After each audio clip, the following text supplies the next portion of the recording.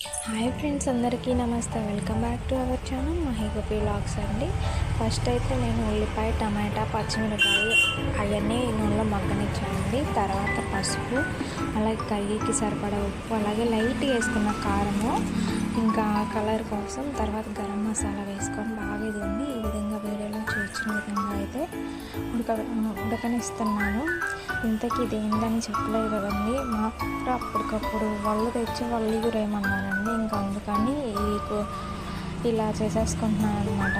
ఇంకా ఒక glass, 1.5 glass అయితే వాటర్ పోస్తాను. ఇది కొంచెం గ్రేవీ అనేది చక్కగా ఉడకాలి కదా. ఇంకా పెట్టేసి మీడియం ఫ్లేమ్లో అయితే పెట్టుకున్నాను. ఇంతలోనే మ్యాంగో అన్ని వెరైటీగా చెక్ తీసి ఇవ్వమన్నారండి. అప్పుడప్పుడు ఇట్లాంటి వింత పనులు అనేవి మాకు జరుగుతూ ఉంటాయి అన్నమాట. నాకు అలవాటేనే. ఇంకా ఇవన్నీ చెక్కు తీసేసి పీసెస్గా పుచ్చకాయ కట్ చేసినట్టు కట్ చేసి ఇవ్వమంటే ఇంకా వాళ్ళ నాన్నకి, వాళ్ళ అబ్బాయికి, అలాగే వాళ్ళ అమ్మాయికి, అంటే మా అబ్బాయికి, మా అమ్మాయికి, మా హస్బెండ్కి అయితే అలా 2 గిన్నెలు అయితే వేసానండి.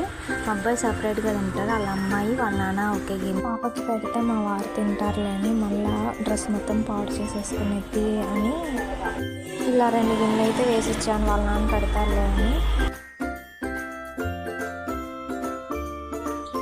వాటర్ అయ్యేదాకా నేనైతే ఇలానే పొయ్యి మీద ఉడకబెట్టుకుంటానండి. కొంచెం ఇదిగోండి ఇలా దగ్గర పడిన తర్వాత ఉప్పు అయితే చూసేసుకున్నాను, కరెక్ట్గా సరిపోయింది. చూసారా, ఉల్లిపాయ, టమాటా, పచ్చిమిర్చి కూడా ఉడికిపోయింది. ఇంకా అయితే వేసేసుకుంటున్నానండి. 8 వళ్ళు అయితే తెచ్చారు మా వారు.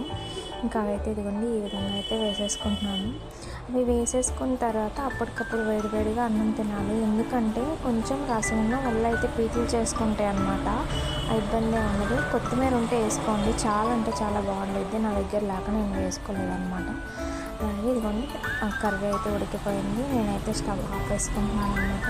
ఒక మూత పెట్టి 2 నిమిషాలు ఉంచుకొని నేను ఈ విధంగా దగ్గర పని టేస్ట్ అయితే చాలా చాలా బాగుంది. అప్పటికప్పుడు వీడియో నచ్చితే ప్లీజ్ లైక్ చేస్తాను.